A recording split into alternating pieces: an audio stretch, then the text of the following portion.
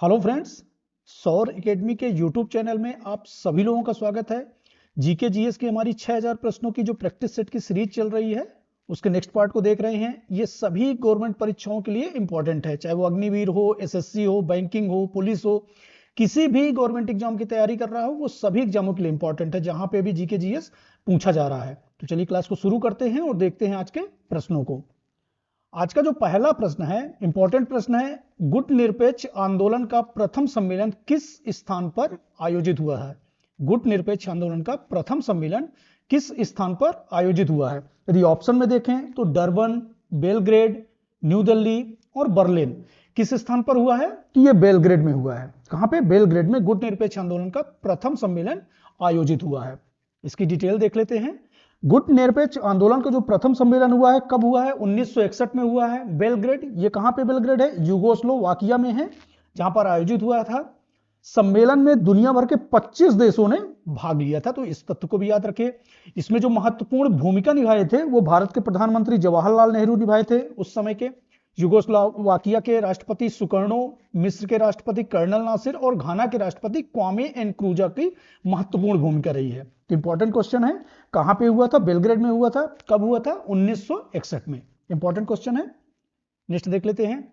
भारतीय संविधान के किस भाग में मूल अधिकारों की चर्चा की गई है? भारतीय संविधान में किस भाग में मूल अधिकारों के, फंडामेंटल राइट्स की बात कर रहा है। फंडामेंटल राइट्स की चर्चा संविधान के किस भाग में की गई है? यहां पे ऑप्शन में देखें तो भाग 1, 2, 3, 4। तो किस भाग में की गई है फंडामेंटल राइट्स की? भाग 3 में की गई है। इसकी डिटेल देख लेते हैं। ये महत्वपूर्ण अनुच्छेद के साथ भागों का वर्णन किया गया है जो बार बार परीक्षा में पूछा जाता है। तो भाग 1 में किसका वर्णन मिलता है? संघ और उसका राज्य क्षेत्र, अनुच्छेद 1 से 4। भाग 2 में नागरिकता का वर्णन मिलता है। भाग 3 जो प्रश्न में पूछा गया है, अनुच्छेद 5 से लेकर 12 से लेकर 35 तक मौलिक अधिकारों का वर्णन मिलता है। भाग 4 में नीति निर्देशक तत्व, directive principle of state policy, 36 से 51। भाग 5 51 का में मूल कर्तव्य, ये भी इंपॉर्टेंट है, कई बार एग्जाम में पूछा गया है। मूल कर्तव्यों का वर्णन किसमें मिलता है? तो भाग 5 में 51 का में। इसके अलावा भाग 9 में पंचायती राज व्यवस्था का वर्णन मिलता है जो 243 से लेकर 243 का से ड़ा तक है। निर्वाचन का हमको वर्णन मिलता है भाग 15 में 324 से लेकर 329 में। भाग 17 में किसका वर्णन मिलता है? तो 343 से लेकर 351 में राजभाषा। भाग 18 में 352 से 360 आपात उपबंध संबंधी प्रावधान है और भाग 20 में 368 अनुच्छेद के साथ संविधान संशोधन का प्रावधान है। तो इस तरह से ये सारे इंपॉर्टेंट हो जाते हैं। महत्वपूर्ण अनुच्छेद और भाग इनके दिए गए हैं, इनको देख लीजिए। नेक्स्ट देख लेते हैं। भारतीय संविधान में आपात उपबंध का प्रावधान किस देश के संविधान से लिया गया है? कई बार एग्जाम में पूछा गया है, आपात उपबंध का प्रावधान किस देश के संविधान से लिया गया है? यहां पे ऑप्शन में देखें, जर्मनी, ऑस्ट्रेलिया, कनाडा, अमेरिका। तो किससे लिया गया है? ये जर्मनी से लिया गया है। किससे लिया गया है उपवाद संबंधी उपबंध? तो ये जर्मनी से लिया गया है। इसके अलावा महत्वपूर्ण और संविधान के स्रोत देख लेते हैं। तो ऑस्ट्रेलिया के संविधान से क्या लिया गया है? समवर्ती सूची, प्रस्तावना की भाषा, दोनों सदनों की संयुक्त बैठक। ये हमने कहां से लिया है? ऑस्ट्रेलिया के संविधान से। कनाडा के संविधान से क्या लिया गया है? तो शक्तियों का विभाजन, जो समवर्ती सूची, संघ सूची और राज्य सूची में शक्तियों का स्पष्ट विभाजन है, वो कहां से लिया गया है? कनाडा के संविधान से। संघात्मक शासन व्यवस्था, अवशिष्ट शक्तियां और राज्यपाल की नियुक्ति संबंधी प्रावधान हमने कहां से लिया है? कनाडा के संविधान से लिया है। इसके अलावा अमेरिका से, जो भी मौलिक अधिकारों की थोड़ी देर पहले बात कर रहे थे, ये कहां से? अमेरिका के संविधान से लिया गया है। इसके अलावा न्यायिक पुनरावलोकन, सुप्रीम कोर्ट का गठन और अधिकार, उपराष्ट्रपति के पद का गठन इत्यादि हमने कहां से लिया है? अमेरिका के संविधान से लिया है। इसके अलावा ब्रिटेन के संविधान से क्या लिया है? तो संसदीय शासन प्रणाली, एकल नागरिकता, कानून निर्माण प्रक्रिया हमने किससे लिया है? ब्रिटेन के संविधान से। दक्षिण अमेरिका के संविधान से क्या लिया है? इंपॉर्टेंट क्वेश्चन है, संविधान संशोधन हमने दक्षिण अफ्रीका के संविधान से लिया है। इसके अलावा राज्यसभा के सदस्यों का निर्वाचन भी दक्षिण अफ्रीका से लिया गया है। आयरलैंड के संविधान से क्या लिया है? तो राज्य के नीति निर्देशक तत्व, राष्ट्रपति के निर्वाचन पद्धति और राज्यसभा के सदस्यों का निर्वाचन किससे लिया है? ये आयरलैंड के संविधान से लिया गया है, तो इसको भी याद रखिए। सोवियत संघ से हमने मौलिक कर्तव्य लिए हैं, फंडामेंटल ड्यूटीज लिए हैं। जर्मनी के एकीकरण हेतु बिस्मार्क ने किस नीति का अनुसरण किया था? जर्मनी का जब एकीकरण हुआ था तो बिस्मार्क ने कौन सी नीति का अनुसरण किया था? यहां पे देखें, लौह एवं रक्त की नीति, शांति की नीति, सद्भावना की नीति, सद्भाव की नीति। तो कौन सी नीति का अनुपालन किया था? इसने लौह एवं रक्त की नीति का अनुपालन किया था। डिटेल देख लेते हैं। जर्मनी का एकीकरण की घोषणा 18 जनवरी 1871 में की गई थी। बिस्मार्क ने 1862 में प्रसा का चांसलर बना और अपनी कूटनीतिक सूझबूझ और रक्त एवं लौह की नीति का पालन करते हुए, उसका अनुसरण करते हुए जर्मनी का एकीकरण पूर्ण किया। तो यहां पे इंपॉर्टेंट क्वेश्चन है, कौन सी नीति का अनुसरण किया? रक्त और लौह की नीति का। किसके द्वारा? बिस्मार्क के द्वारा। नेक्स्ट क्वेश्चन देख लेते हैं। किस समाचार पत्र का संपादन दादा भाई नौरोजी के द्वारा किया गया था? कौन सा समाचार पत्र है जिसका संपादन दादा भाई नौरोजी के द्वारा किया गया था? आमोर जीवन, राप्त गुप्तार, कामरेड और लीडर। इसमें से किसका? तो ये राप्त गुप्तार, जिसका संपादन दादा भाई नौरोजी ने किया था। इसके अलावा दादा भाई नौरोजी को ग्रांड ओल्ड ऑफ इंडिया भी बोला जाता है और राष्ट्रीय एकीकरण का जनक भी बोला जाता है। तो इस तथ्य को भी याद रखिए। इसके अलावा कुछ महत्वपूर्ण पुस्तक पत्र पत्रिकाओं से संबंधित और उनके लेखकों को देख लेते हैं जो बार बार परीक्षा में पूछे जाते हैं। ज्योतिबा फूले की पुस्तक है गुलामगिरी, जो बार बार पूछी जाती है, कई बार पूछी गई है। स्वामी दयानंद सरस्वती सत्यार्थ प्रकाश। बंकिम चंद्र चटर्जी की रचना है आनंद मठ। जवाहरलाल नेहरू की रचना है discovery of India. Lala Lajpat Rai unhappy India. Aurobindo Ghosh Vande Mataram. Mahatma Gandhi की young India, Harijan, Indian opinion. Devendranath Tagore की इंडियन मिरर। तो इन तत्वों को भी याद रखिए, सारी की सारे इंपॉर्टेंट पुस्तकें हैं, तो इनको भी याद रखिए। नेक्स्ट क्वेश्चन देख लेते हैं।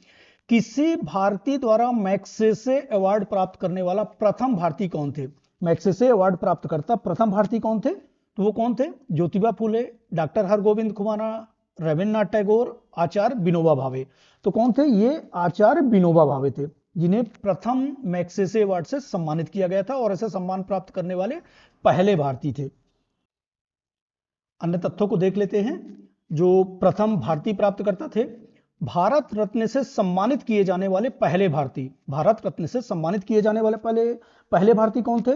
तो सी राजगोपालाचारी थे। साहित्य में नोबेल पुरस्कार प्राप्त करने वाले पहले भारतीय कौन थे? तो ये रविन्द्रनाथ टैगोर थे 1913 में। ये डेट भी याद रखिए, सन याद रखिए। 1913 में साहित्य के लिए इन्हें नोबेल पुरस्कार प्रदान किया गया था और ये पहले भारतीय थे। भारतीय ज्ञानपीठ पुरस्कार प्राप्तकर्ता कौन थे? तो जी शंकर कुरूप थे। अंग्रेजी साहित्य के लिए साहित्य अकादमी पुरस्कार प्राप्त करने वाले व्यक्ति आर के नारायणन। बुकर पुरस्कार प्राप्त करने वाले पहले भारतीय कौन थे? सलमान रुश्दी। और पहली भारतीय महिला कौन थी? तो ये अरुंधति राय। दोनों में ये अंतर याद रखिएगा। पहले भारतीय कौन थे? सलमान रुश्दी थे। और पहली भारतीय महिला कौन थी बुकर प्राइज? तो अरुंधति राय। राष्ट्रपति बनने वाले पहले भारत रत्न पहले राष्ट्रपति जिन्हें भारत रत्न प्रदान किया गया था, तो डॉक्टर एस राधाकृष्णन थे। मरणोपरांत भारत रत्न से सम्मानित किए जाने वाले पहले व्यक्ति कौन थे? तो लाल बहादुर शास्त्री थे। भारत रत्न से सम्मानित किए जाने वाले पहले वैज्ञानिक सीवी रमन थे। भारत रत्न से सम्मानित किए जाने वाले पहले और एकमात्र उद्योगपति कौन है? जेआरडी टाटा है। भारत रत्न से सम्मानित किए जाने वाली पहली भारतीय महिला कौन थी? तो श्रीमती इंदिरा गांधी थी। और परमवीर चक्र के प्रथम विजेता कौन थे? मेजर सोमनाथ शर्मा। ये सारे के सारे इंपॉर्टेंट तथ्य हैं, तो इनको देख लीजिए। नेक्स्ट देख लेते हैं। निम्नलिखित में से किसका जन्मदिन शिक्षक दिवस के रूप में मनाया जाता है? इसमें कौन से व्यक्तित्व का जन्म दिवस शिक्षक दिवस के रूप में मनाया जाता है? Doctor Zakir Hussain, doctor Bhimrao Ambedkar, doctor S Radhakrishnan और विधानचंद राय। तो डॉक्टर एस राधाकृष्णन, जिनके जन्म दिवस को भारतवर्ष में शिक्षक दिवस के रूप में मनाया जाता है, और ये कब है? 5 सितंबर। इस डेट को भी याद रखिए, 5 सितंबर को शिक्षक दिवस के रूप में मनाते हैं डॉक्टर एस राधाकृष्णन के जन्म दिवस पर। कुछ महत्वपूर्ण और तिथियां देख लेते हैं, दिवस देख लेते हैं जो इंपॉर्टेंट है। 12 जनवरी को राष्ट्रीय युवा दिवस के रूप में मनाते हैं स्वामी विवेकानंद के जन्म दिवस पर। 30 जनवरी को शहीद दिवस मनाते हैं महात्मा गांधी की पुण्यतिथि। 13 फरवरी को राष्ट्रीय महिला दिवस मनाते हैं सरोजनी नायडू के जन्म दिवस पर। 28 फरवरी को राष्ट्रीय विज्ञान दिवस मनाया जाता है सीवी रमन के जन्म दिवस पर। 8 मई विश्व रेड क्रॉस हेनरी दुनांत। 15 सितंबर राष्ट्रीय अभियंता दिवस एम विश्वेश्वरैया के जन्म दिवस पर। 31 अक्टूबर को राष्ट्रीय एकता दिवस सरदार वल्लभ भाई पटेल के जन्म दिवस पर। और 25 दिसंबर राष्ट्रीय सुशासन दिवस अटल बिहारी वाजपेयी के जन्म दिवस पर मनाया जाता है। तो इन सारे तथ्यों को डेट के साथ याद रखिए, किस डेट को कौन सा दिवस मनाया जाता है और किस व्यक्तित्व के जन्म दिवस पर मनाया जाता है, कौन से व्यक्तित्व इससे संबंधित है, तो इस तथ्य को भी याद रखिए। नेक्स्ट देख लेते हैं, प्रतिवर्ष प्रवासी भारतीय दिवस कब मनाया जाता है? प्रतिवर्ष प्रवासी भारतीय दिवस कब मनाया जाता है? 9 फरवरी, 8 मार्च, 9 जनवरी और 8 अप्रैल। तो कब मनाया जाता है? ये 9 जनवरी को मनाया जाता है। 9 जनवरी को प्रतिवर्ष भारतीय प्रवासी दिवस मनाया जाता है।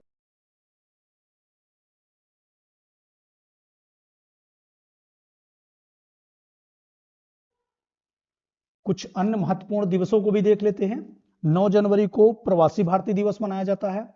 12 जनवरी को राष्ट्रीय युवा दिवस, 15 जनवरी को थल सेना दिवस जो भी हाल में मनाया गया है, 25 जनवरी को राष्ट्रीय मतदाता दिवस, 30 जनवरी को शहीद दिवस, 28 फरवरी को राष्ट्रीय विज्ञान दिवस, 29 अगस्त को राष्ट्रीय खेल दिवस, 14 सितंबर को हिंदी दिवस, 8 अक्टूबर को भारतीय वायुसेना दिवस, 7 सितंबर को सशस्त्र बल झंडा दिवस, 7 दिसंबर को, और 16 दिसंबर को विजय दिवस मनाया जाता है। तो ये पूरे के पूरे इंपॉर्टेंट दिवस हैं जो बार बार एग्जाम में पूछे जाते हैं, तो बहुत ध्यान से देख लीजिए इनको।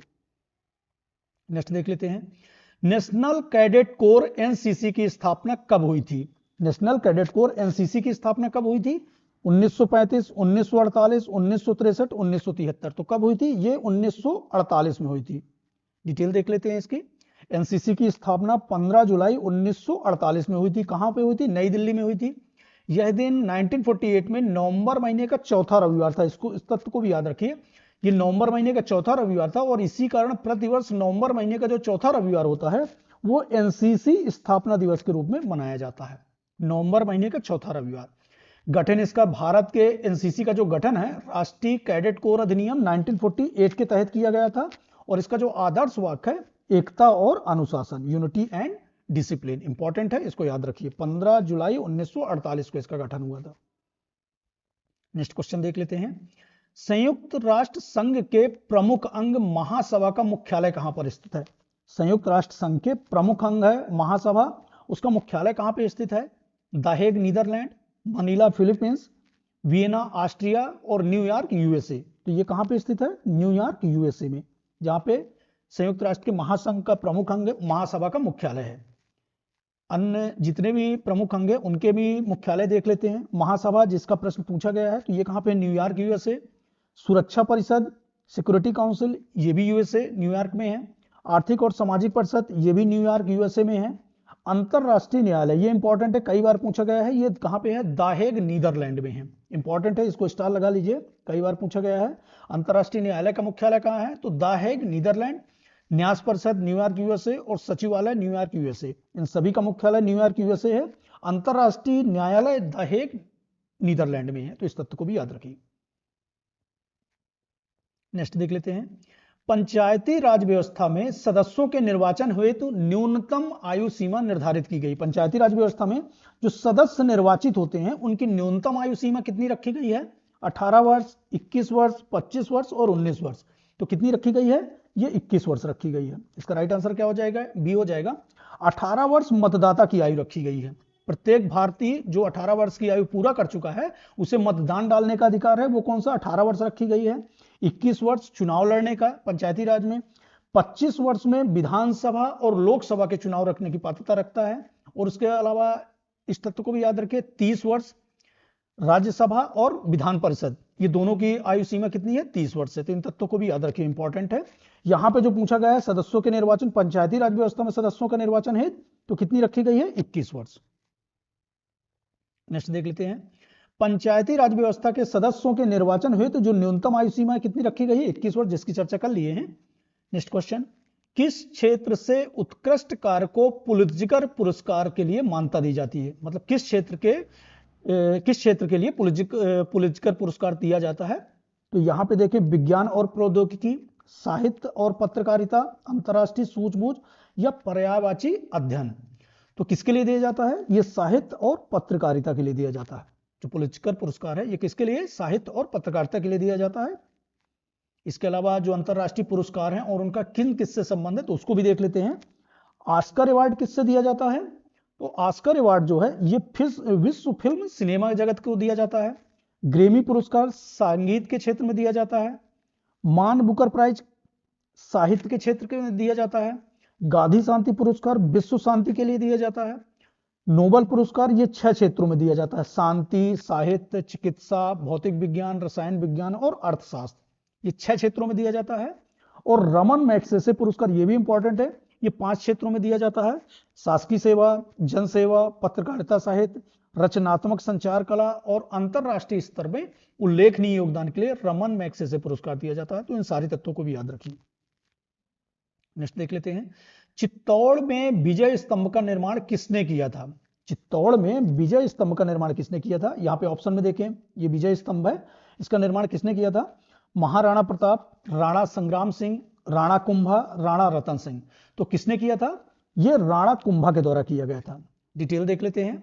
महाराणा कुंभा द्वारा महमूद खिचली के साथ 1437 में एक युद्ध हुआ था और इस युद्ध में राणा कुंभा ने महमूद खिचली को हराया था और उसी विजय के उपलक्ष्य में विजय स्तंभ का निर्माण किया था। तो इस तथ्य को याद रखिए, विजय स्तंभ इंपॉर्टेंट है। किसके द्वारा? राणा कुंभा के द्वारा।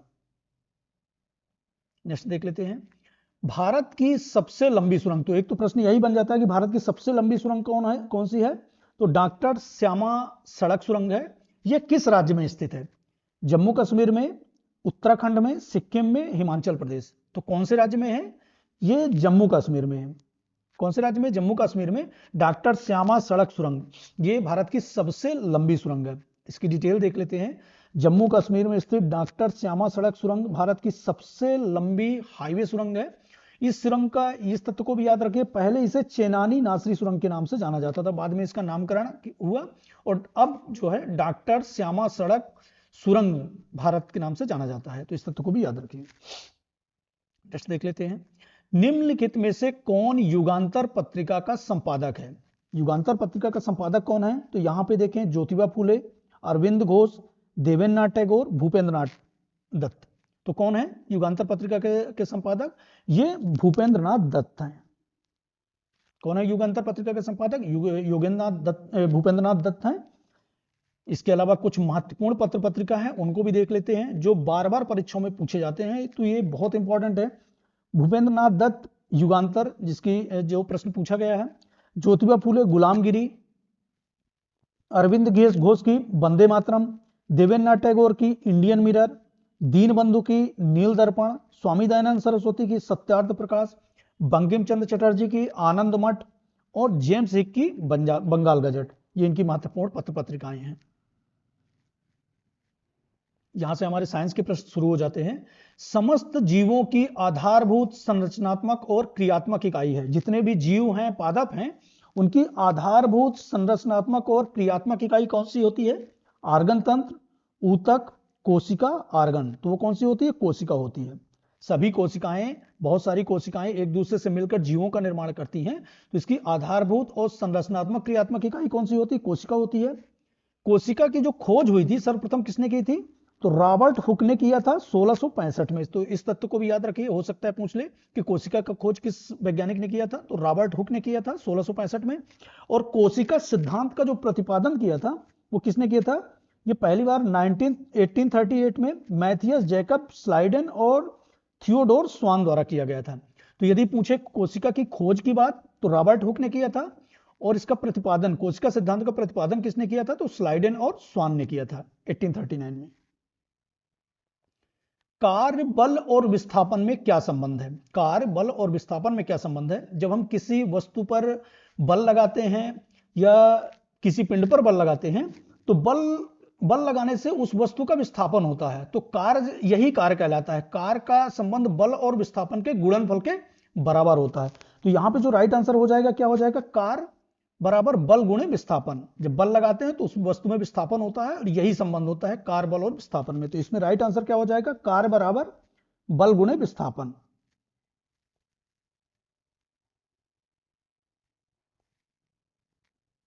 तो यहां पे राइट आंसर क्या हो जाएगा? ए हो जाएगा, W = F × S। पौधों में पाए जाने वाले जाइलम निम्न कार्य के लिए जिम्मेदार होते हैं। जो पौधों में जाइलम पाया जाता है वो क्या कार्य करता है? पानी के परिवहन के लिए, आहार के परिवहन के लिए, एमिनो एसिड के परिवहन के लिए, ऑक्सीजन के परिवहन के लिए। तो पौधों में जो पाया जाने वाला जाइलम होता है, ये क्या करता है, पानी और खनिज लवण का परिवहन करता है, पत्तों तक ले जाता है, पत्ते भोजन बनाते हैं, उसके बाद जो भोजन का परिवहन करता है कौन करता है, ये फ्लोएम करता है। तो यहां पे जो राइट आंसर हो जाएगा, जाइलम का कार्य पूछा गया है तो वो क्या है, पानी का परिवहन। राइट आंसर क्या हो जाएगा, ए हो जाएगा, पानी का परिवहन। और यदि आहार के परिवहन की बात करें तो ये फ्लोएम करता है। सामान्यतः मनुष्य का रक्तचाप होता है, सामान्य मनुष्य का रक्तचाप कितना होता है, तो यह 120/80 होता है। कितना होता है, 120/80 Hg होता है। इसकी डिटेल थोड़ा सा देख लेते हैं। रक्तचाप जिसे ब्लड प्रेशर, रक्त वाहिनियों के दीवारों पर रक्त संचार द्वारा लगाया जाने वाला एक दबाव है। एक वयस्क में समान अवस्था में जो रक्तचाप होता है लगभग 120/80 mmHg होता है। तो इस तथ्य को याद रखिए, 120/80 mmHg। निम्न में से आवर्धक लेंस के रूप में किसका प्रयोग किया जाता है, निम्न में से आवर्धक लेंस के रूप में किसका प्रयोग किया जाता है, तो यहां पे ऑप्शन में देखें, अवतल लेंस, उत्तल लेंस, बेलनाकार लेंस। तो कौन सा लेंस है, उत्तल लेंस। उत्तल लेंस का प्रयोग हम आवर्धक के रूप में करते हैं, आवर्धक लेंस के रूप में किया जाता है। उत्तल लेंस में किसी वस्तु को वास्तविक स्थिति से उसकी तुलना में बहुत बड़ा दिखाने की क्षमता होती है और इसीलिए इसका उपयोग कहां पे किया जाता है, आवर्धक लेंस बनाने के लिए किया जाता है। इसके अलावा दूरदृष्टि दोष जिस पेशेंट को होता है तो उनके लेंस को में भी उत्तल लेंस का प्रयोग किया जाता है। तो इस तरह से इस तथ्य को भी याद रखिए। ये आज का अंतिम प्रश्न था। आज की क्लास हमारी यहीं पर समाप्त होती है। चैनल पर नए हैं तो सब्सक्राइब कर लीजिए, ज्यादा से ज्यादा लोगों तक शेयर कर दीजिए। मिलते हैं नेक्स्ट सेशन में। धन्यवाद, थैंक यू।